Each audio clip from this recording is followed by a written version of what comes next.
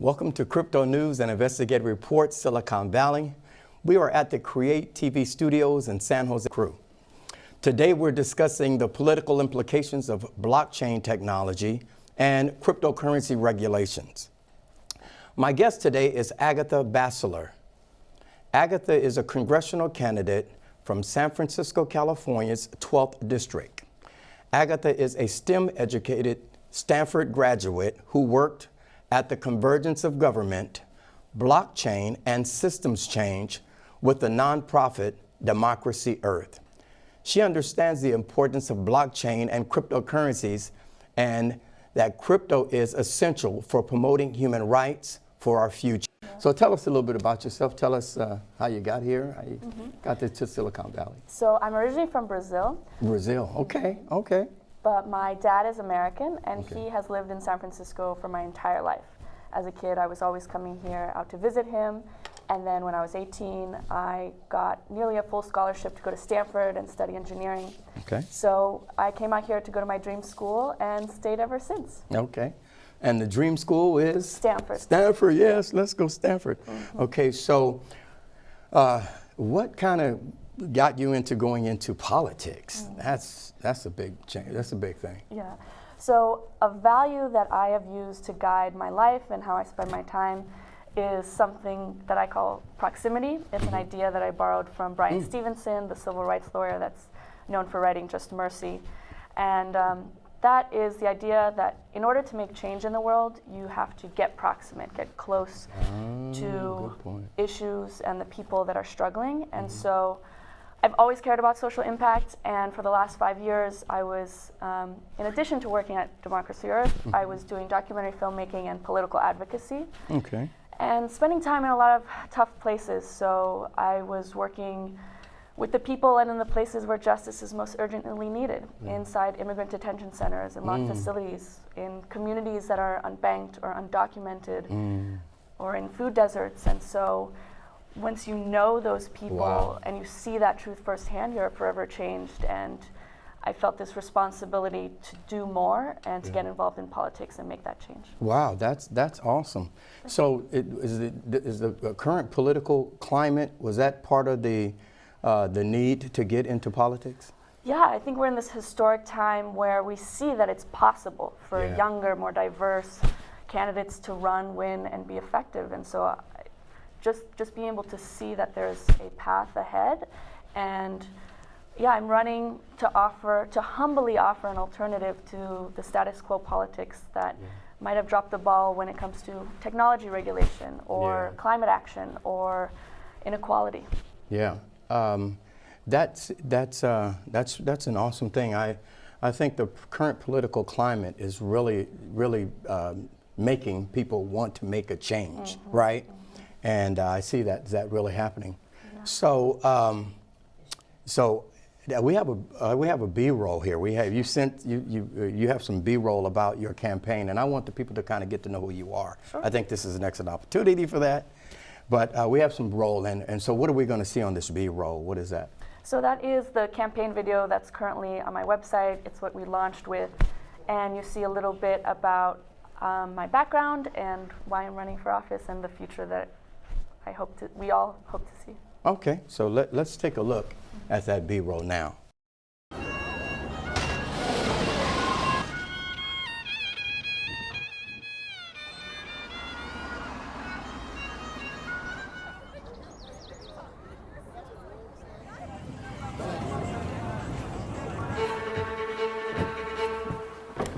My name is Agatha, and I'm running for Congress. I'm an immigrant. I was raised by a single mom and the public education system. I got a scholarship to go to college where I studied design and engineering, and it opened a whole new world to me. San Francisco is one of the youngest and most diverse cities in the world. There's a lot of money here, but a lot of struggle too. I've worked hand in hand with marginalized communities, dreamers, asylum seekers, indigenous peoples, and climate activists. I've marched with students against gun violence, registered voters across the country. We are a city rooted in activism, the troublemakers. It's time for new ideas and new leadership, support of the Green New Deal, representatives who understand humane technology and fight for big money out of government, single-payer healthcare, and citizenship for undocumented immigrants. Let's continue our tradition of innovation and protest against the status quo. We can create a democracy for the 100%. Okay, so we kind of just saw that B-roll. Why don't you elaborate on what that was kind of about? I know it's about your campaign, but there was a lot of culture in that video. Yeah, so I've had a pretty international upbringing, and I've worked all around the world. I'm originally from Brazil, but spent time in China and India and Wow. Cambodia, working on social justice issues like sanitation. And so I studied engineering, product design. One of the summers I wanted to learn, what does it mean to manufacture things in Wow. China? So what a toll does that have on people and the environment? So clips about that, but I'm bringing it back to the US and things, the change that we need to make here, like access to healthcare and providing a pathway to citizenship for those who are undocumented. Absolutely. And I believe that here in Silicon Valley we need representation that has that social justice perspective, but also a sophisticated understanding of technology as well. Oh, that's awesome. So the combination of of them both, right? Yeah. Right. Yeah. So here's the thing. This is what really got me. When I saw somebody sent me something. They said, "Fred, you need to talk to this lady. She's into cryptocurrency." So how did you get interested in blockchain technology and cryptocurrency from that political perspective? So for most people, it's the younger generation that introduces tech to their parents. But in my case, it was my dad who introduced me to the Satoshi Nakamoto white paper on the Bitcoin blockchain. Yeah, yeah. And what I give him credit, what I give him credit for is that he framed it for me in a way that made us look at it not as this savvy tool for a financial investment, but as a movement to bring back power to the people. Right, right. Instead of having middlemen or institutions bartering or negotiating, being in the middle of our financial transactions or our governance. Yeah. We could do peer-to-peer transactions. Absolutely. Yeah. I mean, it's interesting to hear you talk because, and that is really, that's why I had you on the show. That's why I wanted you on the show, because I really think it's extremely important, even as a public service, to let the public know what's actually happening in terms of this digital revolution, right? And so, your campaign, it blew me away when I saw this. You know, she's a candidate that understands blockchain and cryptocurrency. So my question is, do you think that's going to help people's lives to be better? Yes, absolutely. And I think one of the most important applications for blockchain technology is in the democracy space. Oh, wow, okay. So a little bit of background on Democracy Earth, the nonprofit that I worked with. Yeah, tell us about that. It actually came out of the Internet Party in Buenos Aires in Argentina, where they created a new political party that ran candidates who would commit to vote on the legislative floor, how constituents voted online. But you know, there's some fear around digital voting because of security, because our data is stored in servers that are owned by a company or a government. There's a single point of failure. We're worried about hacking. Yeah. But now with blockchains and with decentralized technologies, that could be more secure. And so I'm excited about a future where our political system is more transparent and accountable to the people's will. And instead of asking people to just show up for an election every few years and then only 30, maybe half of us show up and vote, we can actually be doing this in real time and show, okay, what are people thinking and what are new ways of voting? Yeah. Maybe it's not one person, one vote. Right. So blockchain technology, that's excellent, because primarily when people think of blockchain, they think of virtual currency, right? They don't think of healthcare, because I think there's even an avenue for healthcare with blockchain, as well as I think there's, of course, voting. And that's really, it's a really secure way to vote with blockchain. So then my next question is, what about privacy? What do you think about privacy on blockchain? Yeah, it can be a lot better. Right now, what we need to work on is making the user experience easier for people, so that the sign-up process isn't so cumbersome as it is now. That's all going to improve.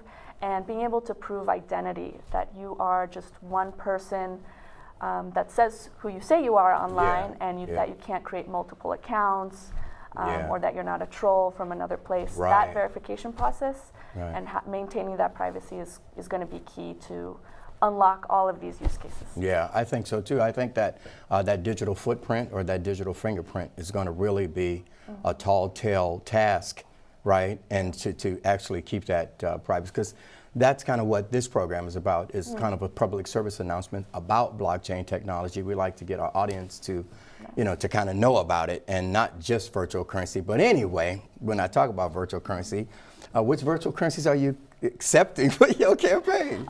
We accept the major ones that Coinbase accepts, so that's cool. the most used digital wallet. Yeah, in the United I like States. Coinbase, yes. Yeah. So we accept Bitcoin and ETH. Those are the two main ones, or the ones that we've seen people donate. What about XRP? Ripple, XRP? I've Has anybody actually- sent you any Ripple, No XRP? one has sent that. What? Yeah. It's right there in San Francisco. Yeah. It's kind of I like the know. big, the big thing right now is like the third largest virtual currency on CoinMarketCap, and it's probably third by market cap, how much it is, and it's right here in San Francisco. Yeah. But I like Coinbase too, So, so do you think? Now it's interesting. And now you've traveled all over the world. Have you seen the people with cell phones and iPhones and all of that kind of thing? Yes.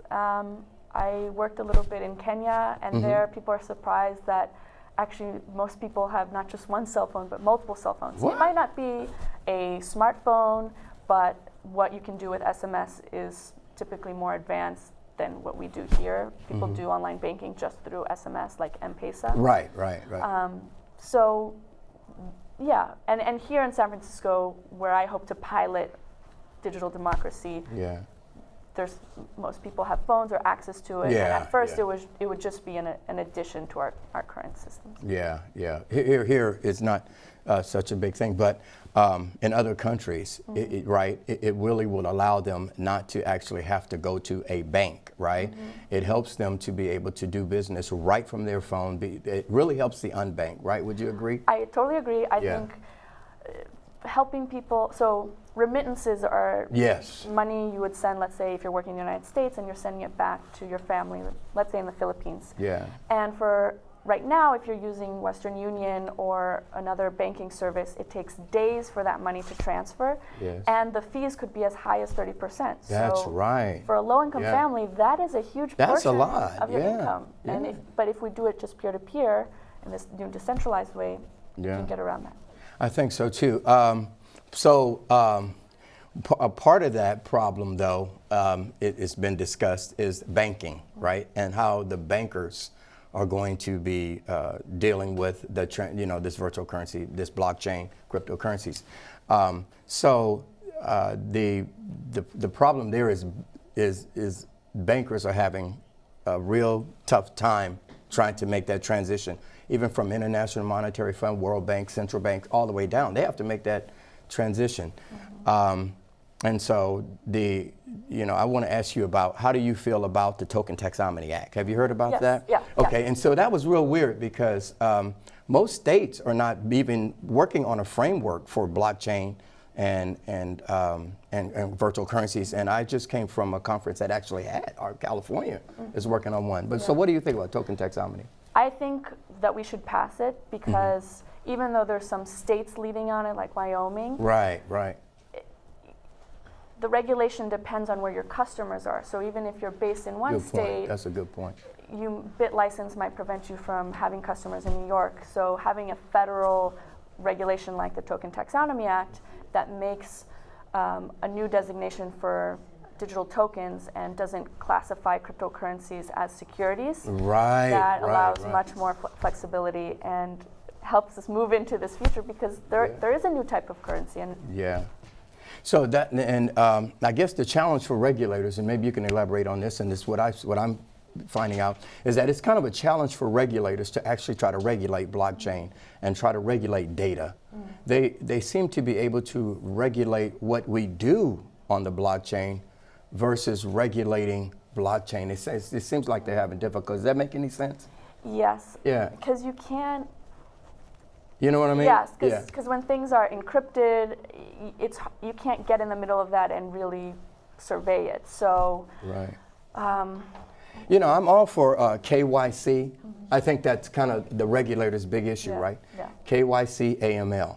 You know, they want KYC is know your customer, and AML is the anti-money laundering. So I know that they're really, really concerned about that, but I still think there's more to it, right? They really need to, I mean, I'm all for that, but I think they need to look at the consumer part of that too, because I don't think a lot of consumers are being, you know, and I might be being redundant here, but I don't think a lot of consumers are understanding. That's what's awesome about you.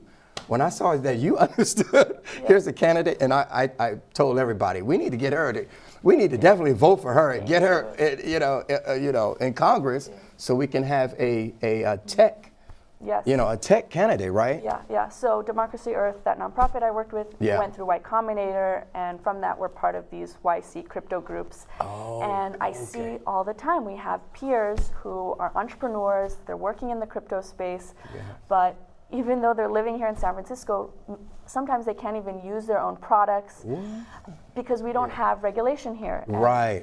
Even groups like, you talk to the Silicon Valley Blockchain Society, or law firms that advise crypto companies, or venture capitalists, they will advise you not to incorporate your company here in the United States because we don't have favorable laws for that. Tell me, go to Malta? Go to Malta, go to the Cayman Islands, go to London, Malta. Go to Switzerland, go to Taiwan, go to Switzerland, Singapore, I mean, almost anywhere but here. And so if we want a place that has Silicon Valley still leading, then we need to have more representation. Right now, only 3% of members in the House of Representatives have any STEM background at all. Wow. That's like 15 people. Wow. And tell us what the STEM stands for. That's an acronym. Yeah. What's that STEM acronym? is science, technology, engineering, and math. Yeah, that's awesome. And so we don't, and now what's the statistic again you just gave up? So there's 435 members in the House of Representatives. Right. Only 3% of them have that science, engineering, tech background. Most of them are lawyers. Yeah. So that's going to really be tough for regulations. Yes. I mean, for them to be regulating blockchain technology is going to be really, really tough, right? Right. And you could even talk about age a little bit. The average age of someone in Congress is 58, and the leadership positions are between 68 to 85. And so I think we need more digital natives. Absolutely. You're right, because I guess statistically, the people that are actually going to be using virtual currency right now, I think they're millennials, right? Those are the ones that are actually doing everything with the phones, and they have no, they don't really feel challenged, I guess would be the right word, about using a virtual currency. I know if certain people, you talk to them about this, and they kind of fear it. They have a kind of a fear, right? Because it's kind of unknown. They don't really know where it's going, right? Yeah, but we use it already in a way. Right. Your credit card, if you're doing online banking, right. using Venmo, those PayPal. are just numbers on a screen and on a database. Yeah. And you're right. When I actually share cryptocurrency with somebody, I actually take out a fiat, right? I take fiat out first, and then I take a card, and then I take my phone.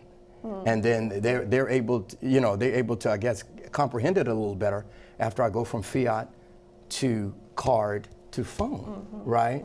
And so that kind of helps them make the transition. But what do you think? How much time do you think it's going to take for them to? I mean, if we can get you in there, we can get you to Congress. Well, that'll help, right?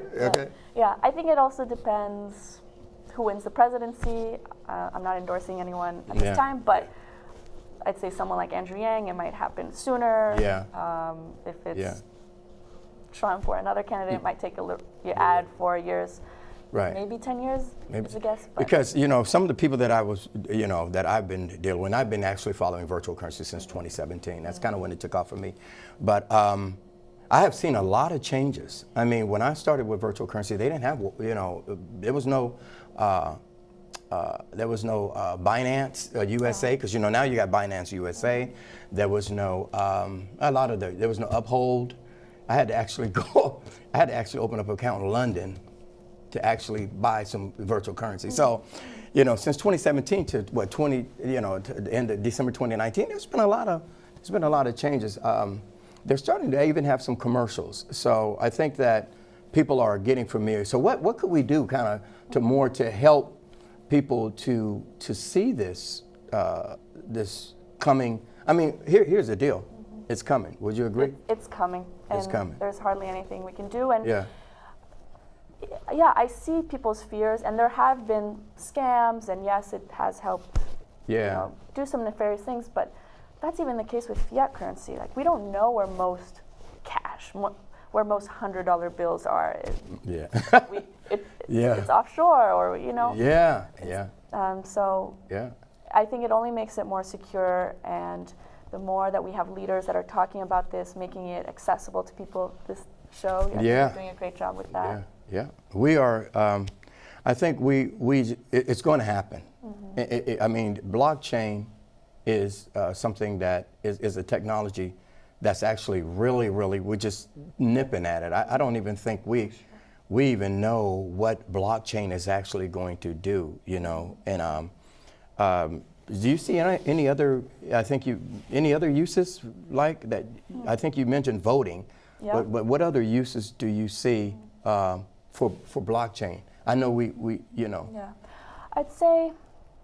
So just in general. Because I might use them for a business if you.